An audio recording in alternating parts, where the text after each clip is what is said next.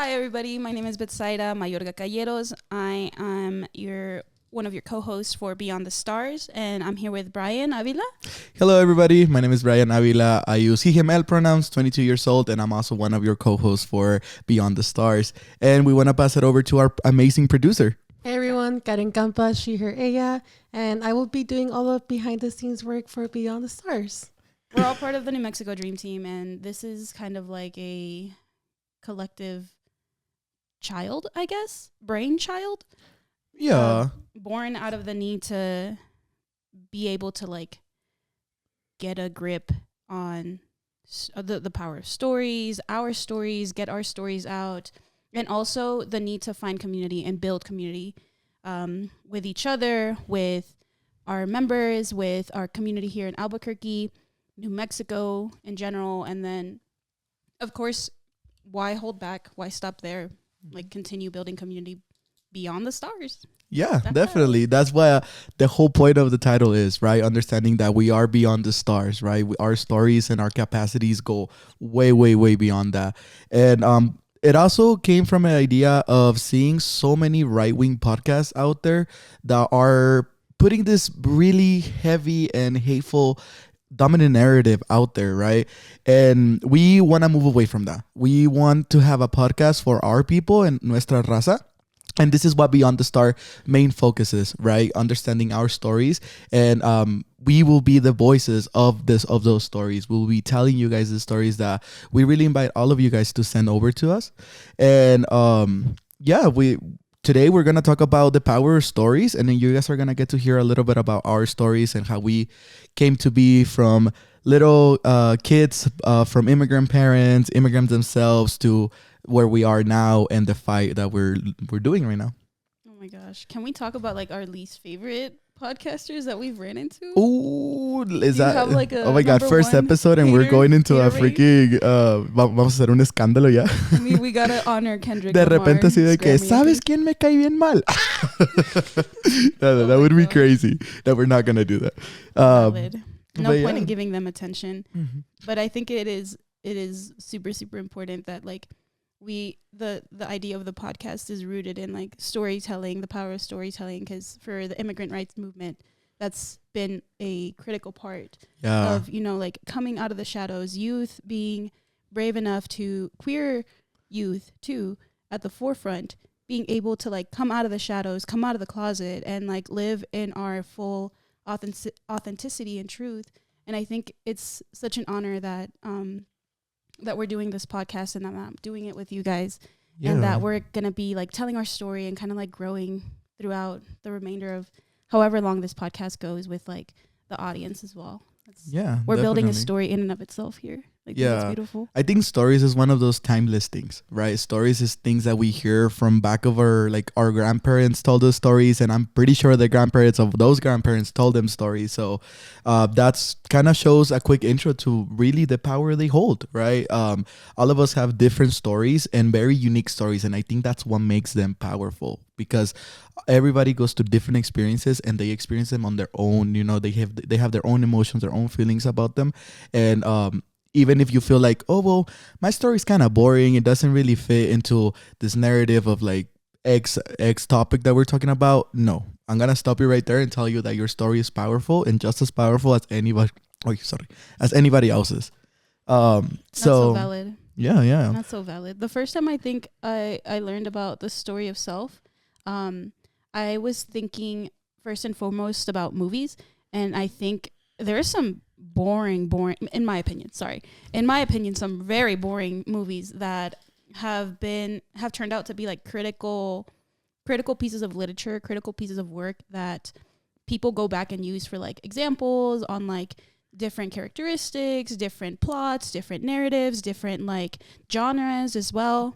And I think that goes to like value what you said, that like everybody's stories matters, because we all have like our own independent experience, but we all learn some lessons that could always help the next person, and you never know who you're helping who you're Yeah. empowering when you're telling your story, when you're brave enough to tell your story. Yeah, and I'm gonna add, this comes from a training that we have. It's called the story of self. That if you are a member of the dream team or part of the chapters or just kind of been around to the dream team, you guys kind of already know about this. But it's one of the first trainings we give out to our members. It's called the story of self, us and now, right? And there's a very powerful quote in that training by Maya Angelou, and it says something along the lines of people will often forget what you said, but they will always remember how you make them feel, right? And this is the power of that stories, right?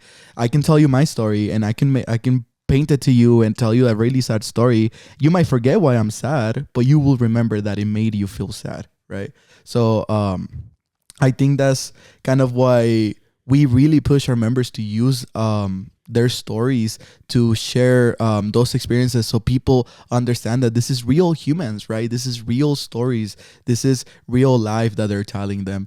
And I think a great example of this will be our day of action. We just had a big day of action. I think Albuquerque Journal reported about 1,300 people. Plus 1,300 plus, like emphasis on the plus. That was a huge amount of people. It was insane. That was a lot. That was a lot of people. Yeah, and Ooh. you guys need to see those videos. The power in the video when people were chanting was insane. You can just feel it. Like our producer was editing a video not too long ago, and she was going crazy because she would get chills every time she would try to edit the video where we were chanting. You want to talk a little bit about that? Yeah, in the past like couple of years, I think that I've gone to like actions like this. I think this is like one of the most powerful ones because I have never seen a crowd that big. Like in the years that I've gone, literally never seen a crowd that big. The youth were so motivated to be there. Like it was amazing. And when we were taking our group picture, this is when we started chanting, and it was like a roar of like people just like saying, "This is what community looks like," and it was just like so powerful. Like, yeah, I got chills every time I saw that clip. Yeah, it was amazing. Like Karen said, just seeing the youth so motivated, and like there's this amazing video that it's titled "Joyous Resistance," and I really agree with it because you can see the kids having fun, but at the same time they were all together for the same reason, right? To fight for our rights and fight for our freedom. And at the same time, all of this negative narrative that we were talking about at the beginning is still there, and we still feel it, but yet we also choose joy. Wow. Yeah. The choice. The choice. And that's not an easy choice, especially this day and age. Yeah. Second, Trump presidency. Yeah. And it's just a lot of heavy stuff. And it's like one after another. Like, ese cabrón. Oh, sorry. Quack. Quack right there. But yeah, now that we kind of talked about that, I kind of want to pass it over to for you guys to kind of get to know us a little bit better. We are gonna be yapping a lot during these sessions, and we want you guys to understand why we yap a lot. The power of yapparoos. yes, we hold that power. Honestly, yeah, I think that was one of the like really cool parts of lobbying and like taking youth up there, being able to tell them that like their stories also matter and like mean it, because I mean these representatives, senators, legislative people that are in that building all day long for however long the session lasts, like they're looking at numbers and facts and cold hard objective truths in their opinion, but the reality is that facts don't matter if they don't have context. Facts don't matter if they don't have a story. Yeah, definitely. And I think something that we told the kids a lot was that we go up there and we tell our story to those legislators so they can put a face to the bill they're signing, right? So they can see that this is real people. This is affecting real youth. Like, this is gonna affect their future one way or another. So it's very important that we put ourselves out there and we make room for ourselves in there. Because sometimes we can get lost in the whole idea of like, oh yeah, the legislators and they work for the government, so they have so much power. No. Or they're so busy. They're not that busy. They're not that busy. They have time to watch their shows. They can listen to our stories. Yeah, definitely. Like they have time to go do grocery shopping in Walmart. They have time to listen to us for a minute or two. They have time to sit in committee meetings while we're telling our stories on Facebook, scrolling. I got a video of that.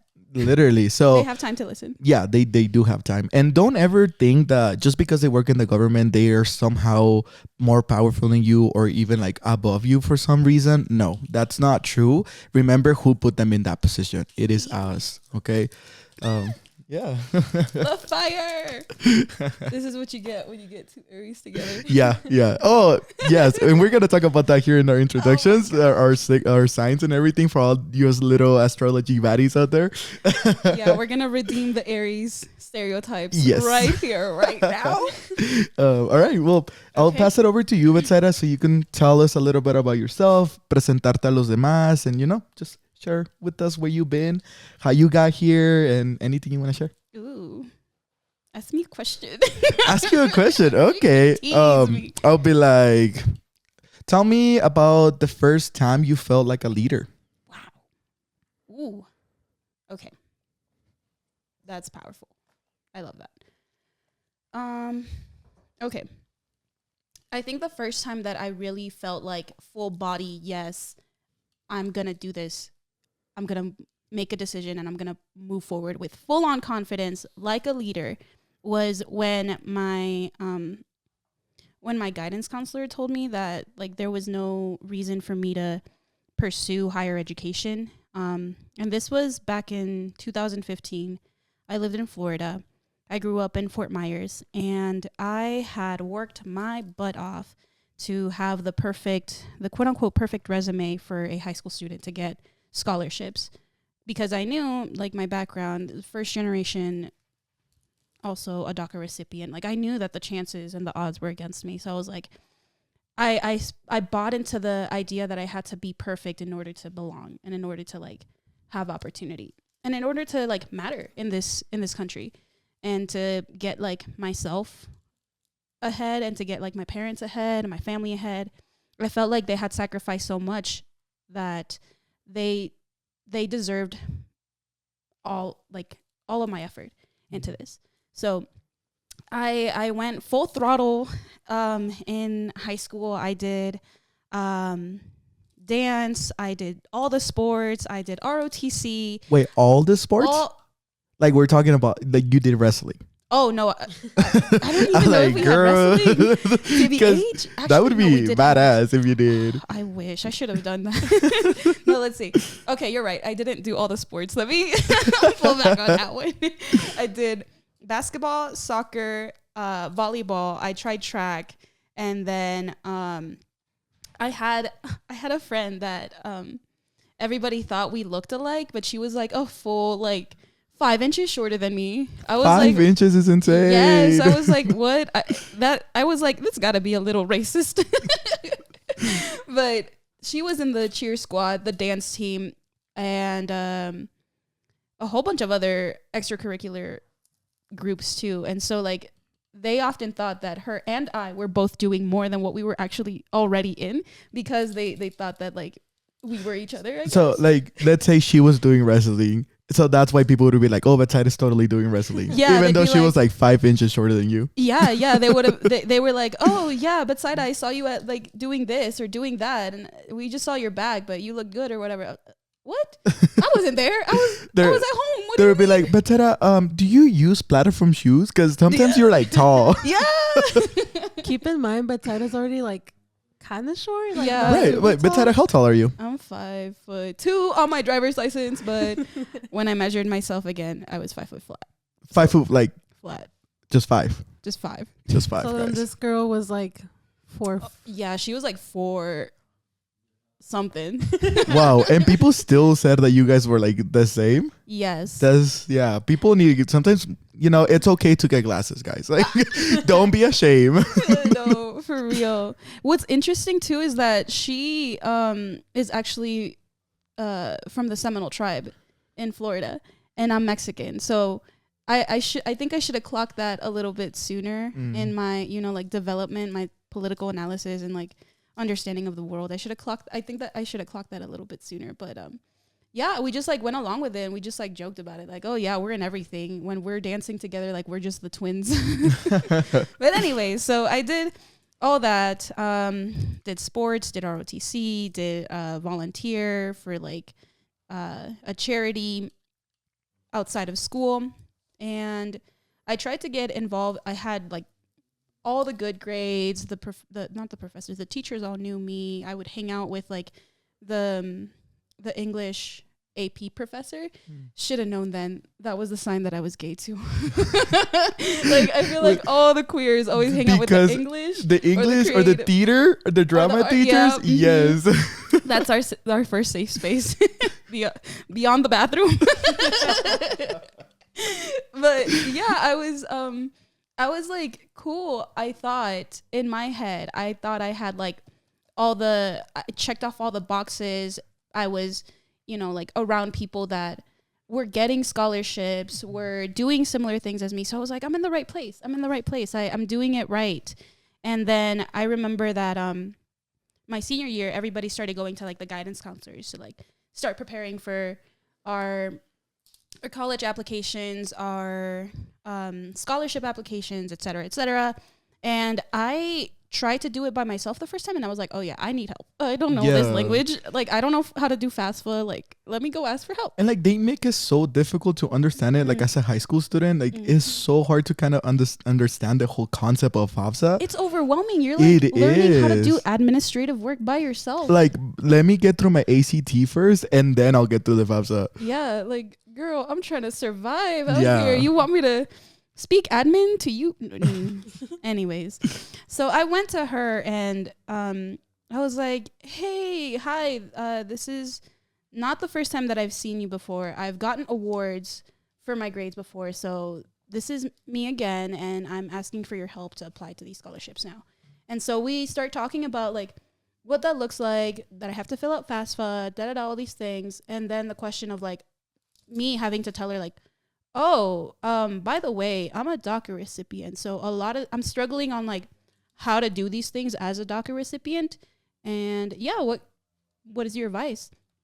And I kid you not, she like was like holding like the papers like this. And when I told her I'm a DACA recipient, she just like, no way. And I was like, girl, hello? Am I still your favorite?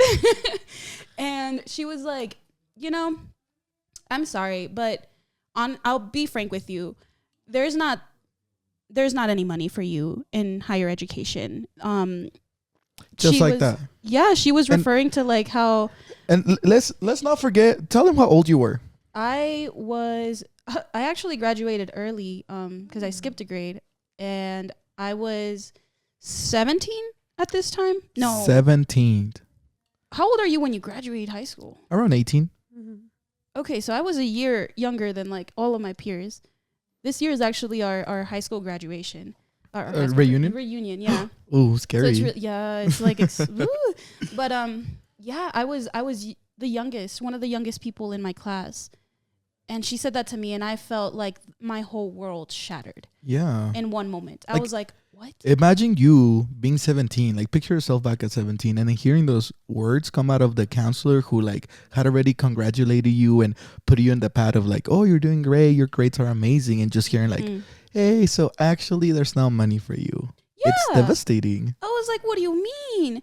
And she, I learned this afterwards, but Florida at this point had just recently passed a law that allowed for DACA recipients to get in-state tuition, but she didn't know this at the moment. Oh, so okay. she told me that on top of there being no like scholarships or opportunity for FAFSA or like money in college for me, she was like, on top of that, you're also going to have to pay out-of-state tuition. And I was like, how is that possible? I grew up here. I like graduated from a high school in Florida. I did all of my education here. I'm proficient in English. I write English better than like native students here. I was like, what do you mean? I what? It was crazy. It was a big like blow to my identity as a young adult then, because I was like, what? It didn't make sense to me how they put me on a pedestal. They touted me as like, oh, this like such a good student, such a good girl, not like in parties, not like, like dating, only work and school and grades and sold to the system. And this like little success story of like, if you are an immigrant, you can work hard and you can get yourself out there if you just study hard enough. And I bought into it. And I formed my identity at that young age around that. And then I had someone in a position of authority and power tell me like, nah, just straight up, nah, move on to the next. How did that, like, I know you kind of already told us how that made you feel, but I kind of want to touch on what steps did you take after that? Like, what was your initial reaction? How did you feel when you got home, you know? I was so angry. I remember feeling like the pain, kind of like a stab in the stomach. And then like I put my head down, and then I remember like I kind of like put my head back up again, and it was full anger. I was hurt, but it was hurt was transformed into anger immediately after. And I remember telling her, you're wrong. And she kind of just like gave me this attitude like, all right, girl, whatever, like get out of my office. And I was like, bet. And I walked out, and walking out with like so much anger, like still flustered, but I knew that like that wasn't the end of my story. I knew that that was just the beginning. Hey. So I was like full throttle. Queen. I was, that anger honestly was the first time that I felt like the confidence in myself, and no longer in like the system or the education system or like the people that I looked up to anymore. Yeah. That's when I was like, all right, if they're not gonna, you know, give it to me, I'm gonna get it. And I think that was the moment that I like went back to really quickly. Like it really happened like in the span of like 5 minutes or less. But at that young age, I was able to go think about my parents first and foremost. I was like, all the things that they've been able to accomplish, all the things that they've been able to give me, and they didn't have this opportunity. So who am I to like give up now? So I was like, no, I'm not giving up. This spite will fuel me for as long as it needs to for me to get to where I need to get to. And in 10 years, I'm going to come back and I'm going to look this guidance counselor in the face and be like, you were wrong. And here's the proof. And yeah, that was the first time that I really felt like full confidence. I felt myself step into like a leadership skills, my leadership skills, and give myself the validation without expecting like the world to validate my story. I that's when I found value in myself the first time, when the world was telling me something else. Yeah. And that, like you said, that was a choice. That was a choice. And I think that choice is what eventually cascaded into all these other choices that I made since then that have gotten me to where I am today. You know, like I'm 26 now. I'm in a PhD program at UNM. I moved all the way from Florida to New Mexico to pursue this passion, this career, this degree. I did it alone during a pandemic. I left my family, my friends behind, and I'm so happy and honored to have found you guys now to be like an extension of that family and friends and community. Yeah. And I don't think I would have been able to get here or make these decisions if I hadn't made that first one of like, no, I'm going to believe myself and I'm going to believe my truth and not what you're and telling also, me. Like making the choice of like not letting your anger put you down in a deeper hole, right? Because it is so simple for us to feel that anger and then feel that like afterwards be like, okay, but I can't do anything about it. Despair, yeah. Yeah, that despair, yeah. But like, no, sí puedes, sí se puede hacer algo, sí puedes. Tú tienes la decisión y lo que tú hiciste fue tomar esa decisión de decir, ¿sabes qué? No voy a dejar que esto me afecte como quiere el sistema que me afecte. And that was the first thing you did, right? Yeah. Yeah, you know, since like I've told this story many times before, but like I think now talking with you, talking with like the experience and the wisdom that I have in retrospect now, I think this story is more so rooted in love than it is in my anger in that moment. Because like, yes, I felt despair. I felt hopeless. I felt discarded. And then I felt angry. And then I was still able to think about people that I love. And that's where I found my strength. I was like, my parents, my family, like, no way I'm giving up. And so I think like that kind of changes the perspective in the story a little bit from being like rooted in my anger, or, you know, like I think like oftentimes as Aries, but also as Latinas and Latinos, like we're always seen as like angry people, you know, hot Cheeto eating, firecrackers. And it's like, no, we're so much more than Guilty. that. Oh my gosh, yeah. In high school, I was also eating the hot Cheetos and the Me and the Takis sodas. like this. It's good. Can't It's beat the good. stereotypes, guys. Thank you But so yeah. much for sharing, Betzaira. It is very powerful that you were able to share this story with us. And like you said, you've shared this many times, and yet you still. It really touched me the fact that you said that now you see this story from a point of love, not anger. We tend to forget that we experience different emotions, but there's always one overruling one, and anger was that moment. But as you told that story, I'm pretty sure you kind of healed it as well. Like every time you say it, and that turned it into love. Yeah.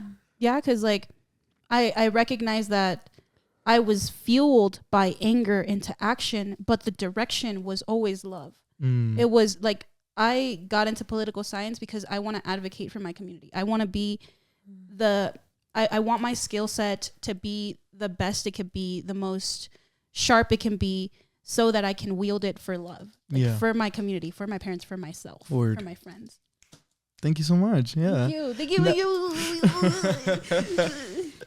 Now, since The I got yapper. to ask you a question about your story yourself, I'm gonna give you that same power to ask me a question. Let's tease you. Oh my God, guys! No, I'm so scared right now. All right. Let's see. Okay, so I want you to tell me what was the moment that you stepped into your power? What was the moment I stepped into my power?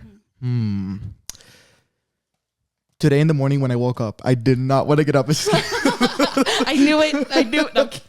No, I'm just kidding. I think the moment I stepped into my power as like undocumented student, I think I'm gonna relay it back to school as well. So quick context, I immigrated here when I was around 12. So I already had that kind of like 12 years of experience of living in Mexico, and I kind of already understood in a way like we were moving countries, but I never really wrapped my head around what being undocumented really was, right? Until later on into my high school career. So I got here, I was 12, you know, little Brian, didn't know English, didn't know anything about this culture. I saw a huge school with better infrastructure than whatever schools we had in Mexico.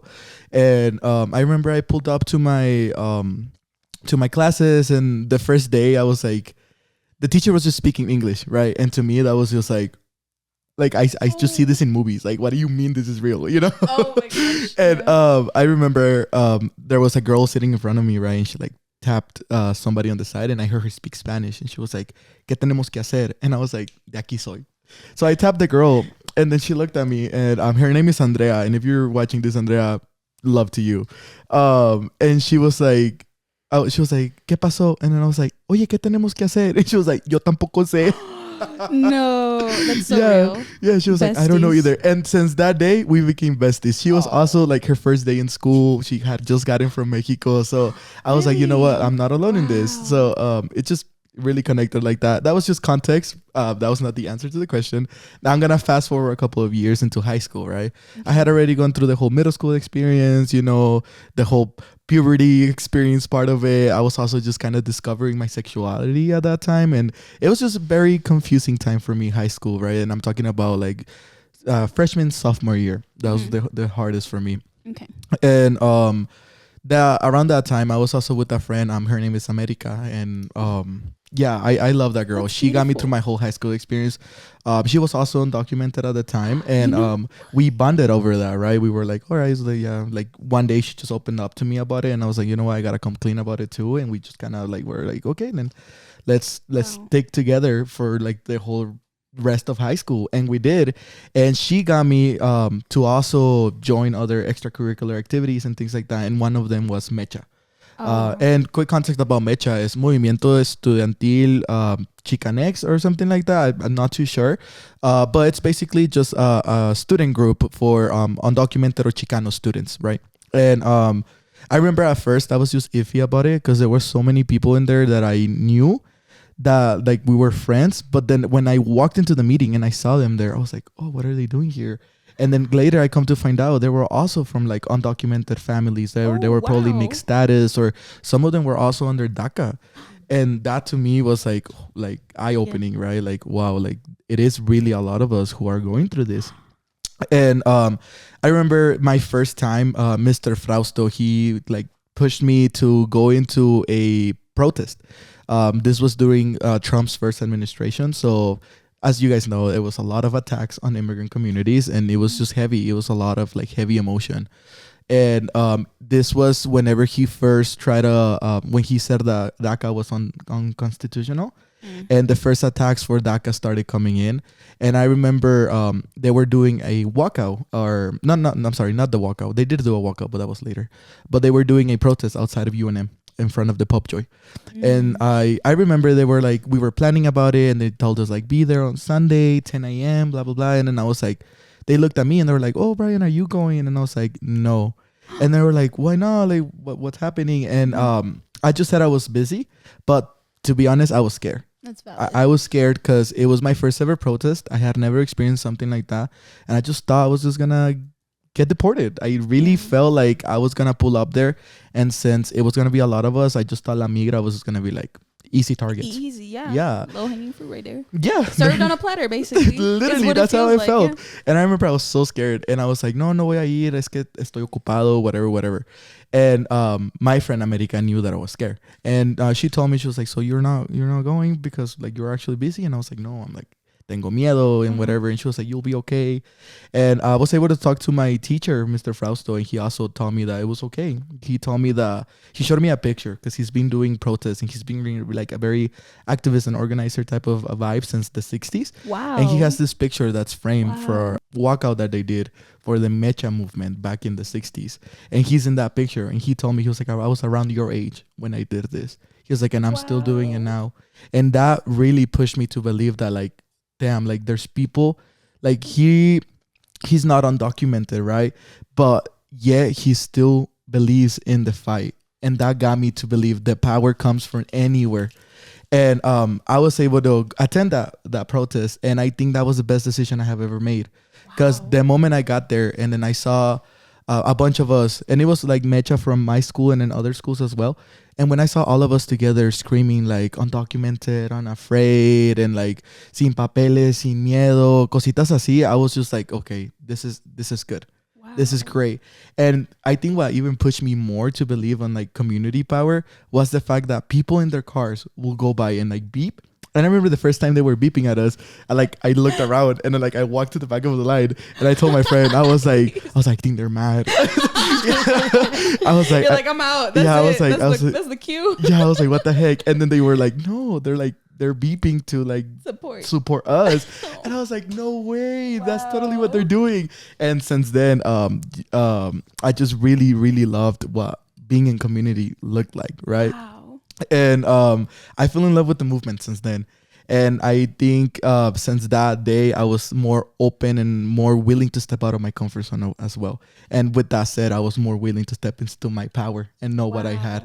And so the days went by after that protest and I became a leader inside of Mecha. So I would help out plan the protest, help out with the like agendas of the meetings, what we were going to talk about. We would do like tamaladas and things like that. So I was part of that process. And since then, and I was around 10th grade.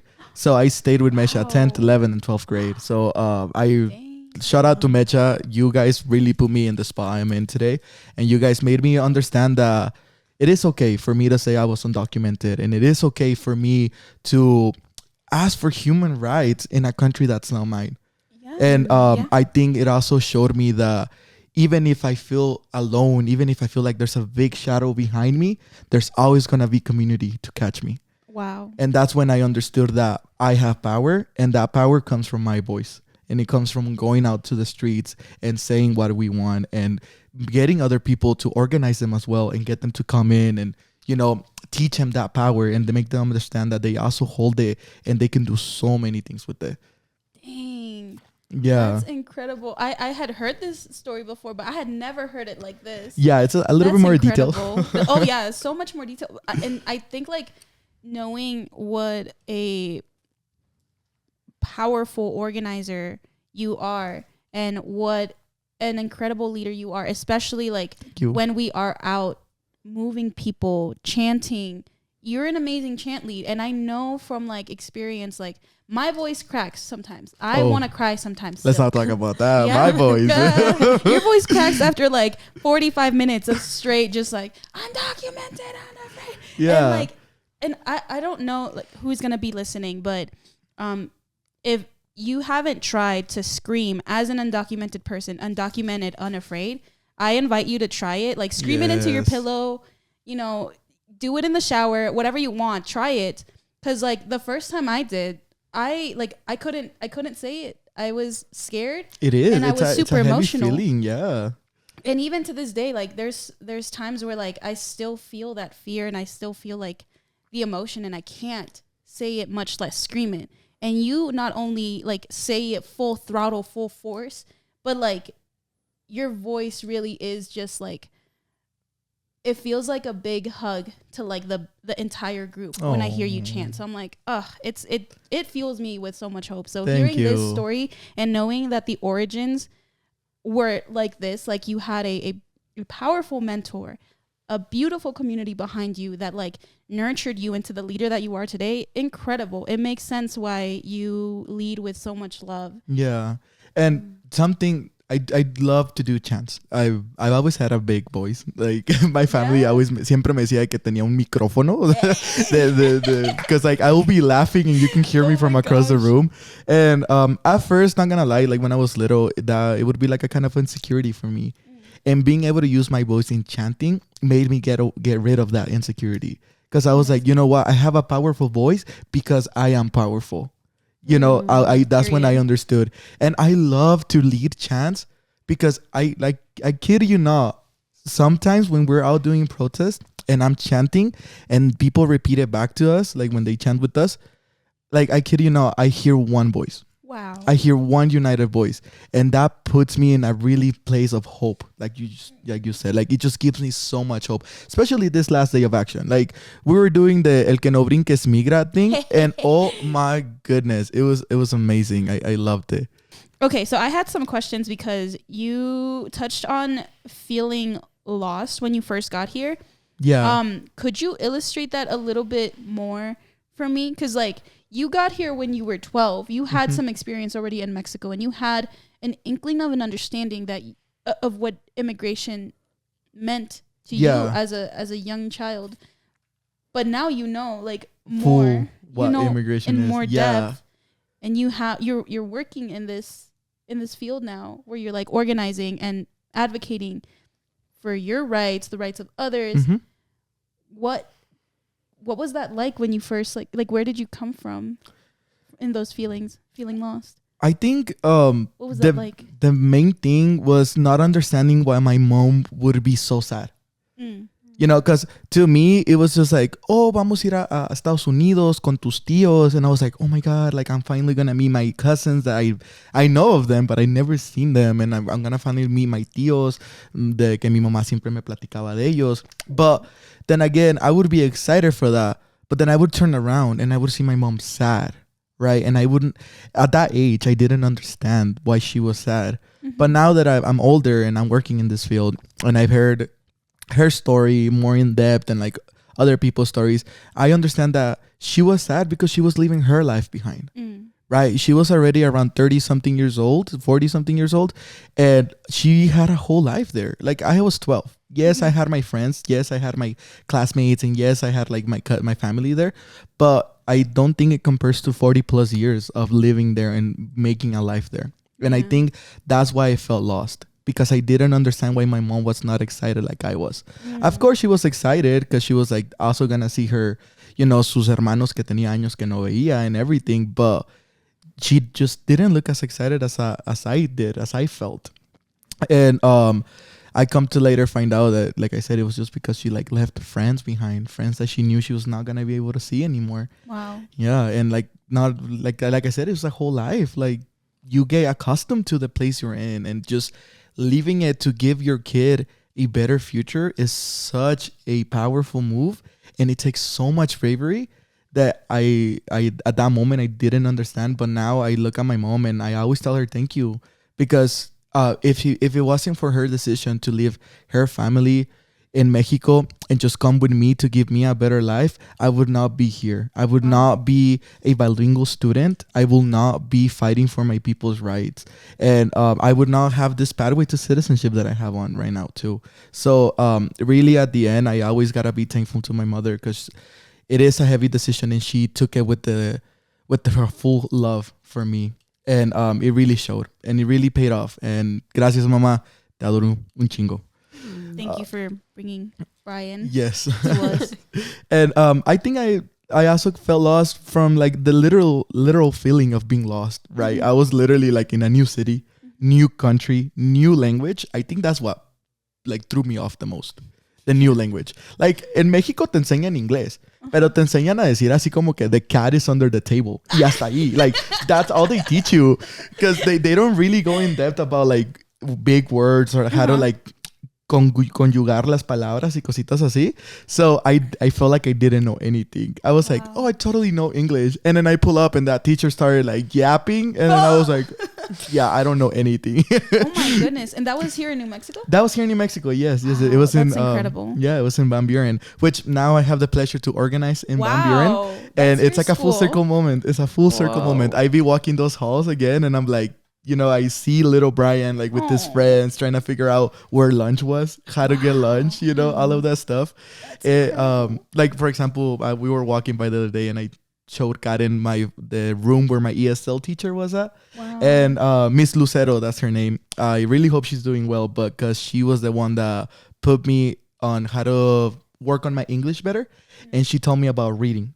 And she planted that seed and now I love reading thanks to her. Yeah, so shout out to Miss Lucero as well. That's a huge power, especially like coming from Mexico at 12 years old. Like you already had like a native tongue, a native language ingrained in your head. And then you had to come and learn another English. One. And English and Spanish are like completely different. Like the roots of the languages are completely different.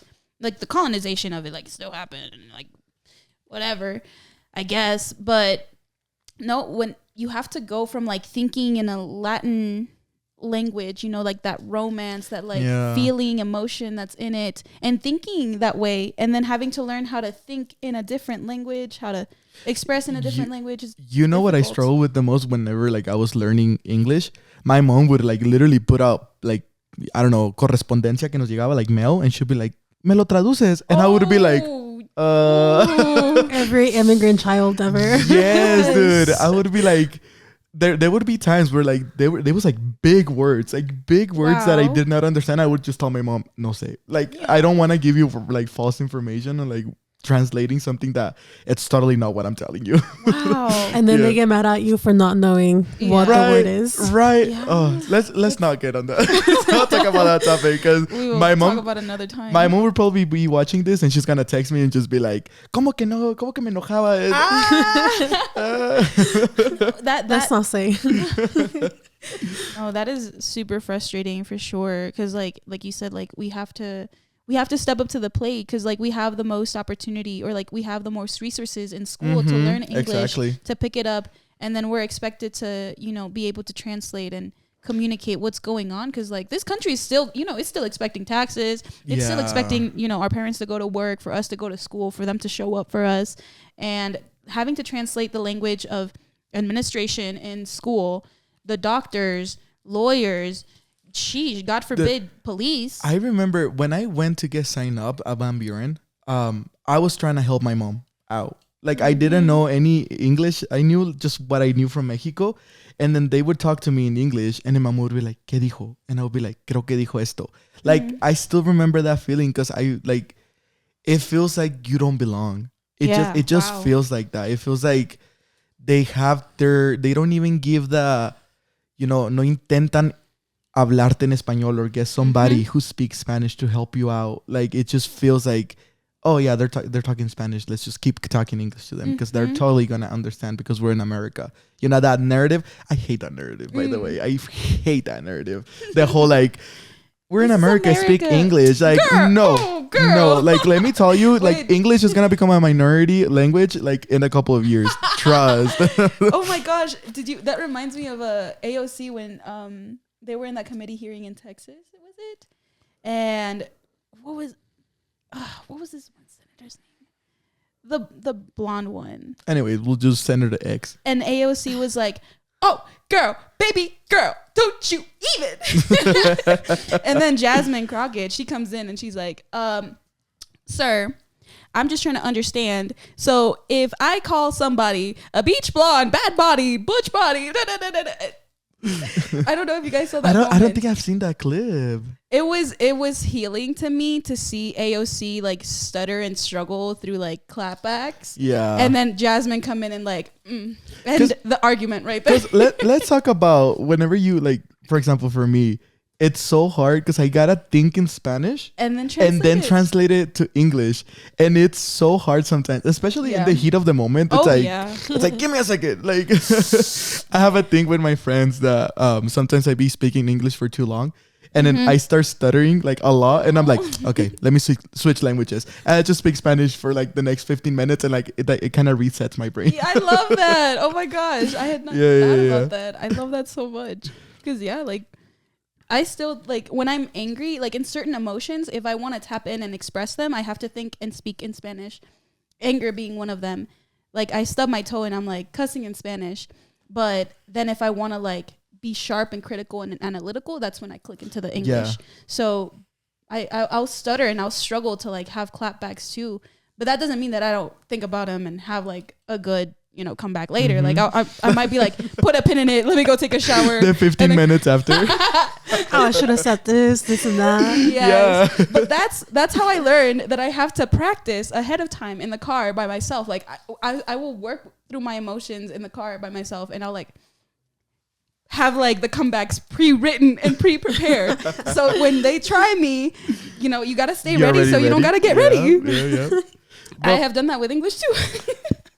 Well, I also want to move and ask our producer a question. Since we already kind of answered a couple of questions about ourselves, I want to move over to you and ask you, tell us about the time you knew your family or yourself was undocumented. Ooh, let's see. I feel like I always kind of knew I was undocumented. I immigrated here when I was 6 years old. So I've pretty much been here my entire life. I'm currently 25. So yeah, I mean, I kind of remember the process of like us trying to come here to this country. My dad was already living here maybe like a year or so before us. And my mom really wanted to be with my dad. We were trying to go through the whole process. And I remember us like saying goodbye to like our entire family, like, oh, like, we'll see you guys maybe not soon, but, it soon never came. It's been a couple of years since I've seen my family.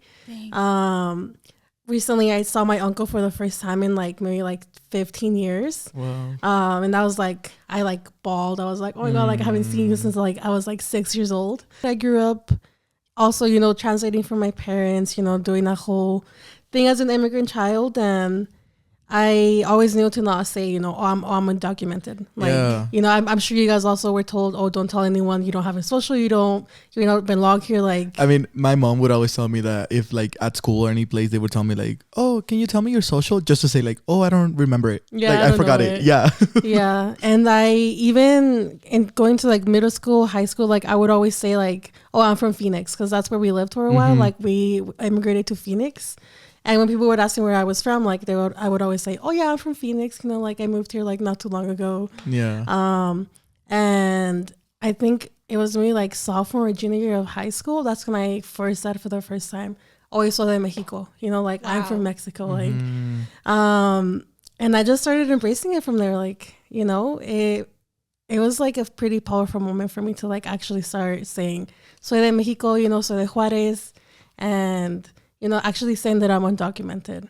Yeah. And I think that was like a moment of like trying to like regain my nationality. Because I would always say, oh, I'm Karen, not Karen, Yeah. So that's a topic for another day, because I know that's something we want to talk about. Heck yeah. But yeah, just like reclaiming that soy de Mexico, y aquí estoy para quedarme. There you go. There. Thank you so much for sharing, Karen. That's powerful. And just a quick follow-up. The first moment you actually said, you just shared with us that there was a moment where you finally said, oh, I'm from Mexico. What emotions went through your head at that moment before saying it and after saying it? That's a good question. Let's see. Emotions before and after. I don't know. I feel like I finally felt free. Wow. Because I always felt trapped. Like I had to hide my identity and like who I was. And like actually saying where I'm from was like freeing. Like I was like, wait, I can actually say where I'm from without like feeling afraid. Yeah. You know, so it just like felt very liberating for me. That's incredible. I love that so much because like, you know, we often talk about freedom.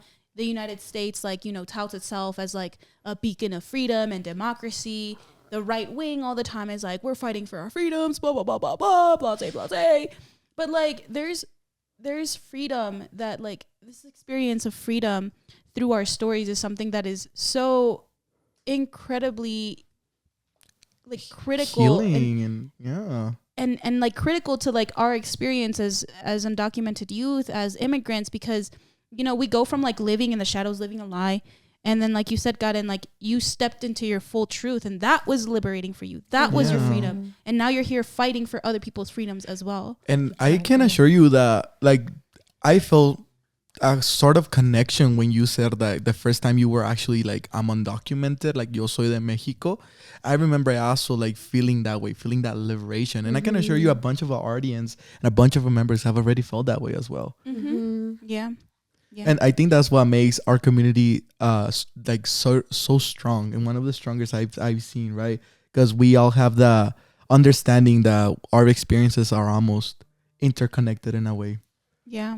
So we're getting closer to the end of our recording session today, but you guys heard a lot from us today, but we really invite you guys to share with us. We want to hear from you guys. Like I said earlier, this podcast is for you guys, es para nuestra raza, and that includes input from you guys. So we will definitely love to have you share some stories with us, some stories of hope and resilience you have experienced throughout your whole undocumented journey, or even if you're not undocumented yourself, you know, part of the mixed status family, you want to share a story of when your family first received their citizenship, or your family first time going out of state or anything like that. Just please share it with us, and we would love to be the voice for your story. Yeah, I'm like super glad and super honored that to be a part of like the effort to build this platform where we can share the power of stories, share our stories in a critical time where like we are being attacked, we are enduring like, what's the strategy called? The strategy of like shock and awe. Yeah. And we're gonna need each other. We're gonna need to like share the lessons and find the light in each other, with each other in community. So if y'all have, you know, a story of hope and resilience, where we want to hear it. We want our members to hear it. We want our community to learn from you. We live in a society right now, like you mentioned, it's just chalk and what again? Shock and awe. Shock and awe. Yeah. It's very fast paced. It feels like it's breaking news after another and breaking news. Like, man, I'm a break with the next breaking news. Like please stop. And that's why we want to make this podcast. We want to make this podcast so we understand that throughout La Lucha, there's always been hope and resilience. And we want you guys to never forget that hope and resilience is stronger than fear. Yeah. If we know our story, we know who we are, we know our truth, and we can be grounded in that. That shock and awe, the tactics won't be able to move us. And that's where our power lies. Correct. And, you know, knowing who we are and taking on our identity full throttle, and to stop letting a country that was never built for us, was never meant for us, does not, you know, accept us, to stop defining us too. Yeah. Like they tell us, oh, this is what it means to be undocumented. This is what it means to be Latino. This is what it means to be black, white, blah, blah, blah, blah, blah, all these things. But what have those things like done to us? Like they get to, like, I think about this powerful exercise all the time. Like close your eyes and imagine what an immigrant looks like. And, you know, does it look like me? Does it look like you? Sometimes it does. Sometimes it doesn't. But what does that narrative tell you about how the world sees you? Yeah. Thank you. Thank you for sharing. And just to close off today, I want to end with a poem that it was taught to me by the teacher I mentioned earlier in my story about hope and resilience and seeing each other as one. It's called the In La Quech. This was taught to me by Mr. Frausto, and it's a way that we would start our meetings in Mecha throughout my high school experience. And quick context about the In La Quech, it's an old poem that originates from the Mayans, de los Mayas. And it's been used all over since that era in time, and it's been translated to what it is now. And it's a poem that we say it in English and Spanish. And I really invite our producer and my co-host Betzaira and producer Karen to also say the poem with me. I think we should do one in Spanish and then one in English, and then we'll end it. Okay, Yeah. great. Cool. So it goes like this: You're another me. You're another me. If I do harm to you, I do harm to myself. If I do harm to you, I do harm to myself. If I love and respect you, I love and respect myself. If I love and respect you, I love and respect myself. Tú eres mi otro yo. Tú eres mi otro yo. Si te hago daño a ti, me hago daño a mí mismo. Si te hago daño a ti, me hago daño a mí mismo. Si te amo y te respeto, me amo y respeto a mí mismo. Si te amo y te respeto, me amo y me respeto a yo mismo. Yeah, there you go.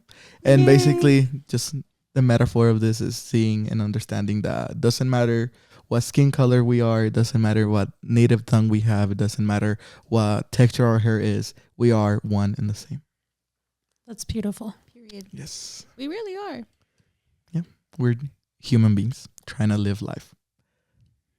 Well, yeah, thank you guys so much. I hope you guys enjoyed this episode, and I really invite you guys, like I said earlier, share your story with us. We would love to be that voice and get it out here. Or even if you want to be a guest speaker and be sitting right here with us and the whole shenanigans of the DJ room and the recording, you're more than welcome to. You can send us an email with any interest that you have to participating in one of the episodes to the dg@nmdreamteam.org. Yes. And we'll put it somewhere here in the screen. Yeah. Thank you so much. Anything you guys want to say? Any final words? Fuck Donald Trump. Fuck Donald Trump. Fuck Donald Trump. She got that, right? No, just really excited to kick this off. Really excited to sharing conversations with you guys. It's been really fun hearing you guys yap for the past hour. We really did yap for a whole hour. Put two Aries together in one room. What do? Talk for the whole day. Oh my gosh, we have yapped so much before this episode too. It's so fun. I love it. Yeah, definitely. Thank you. Bye.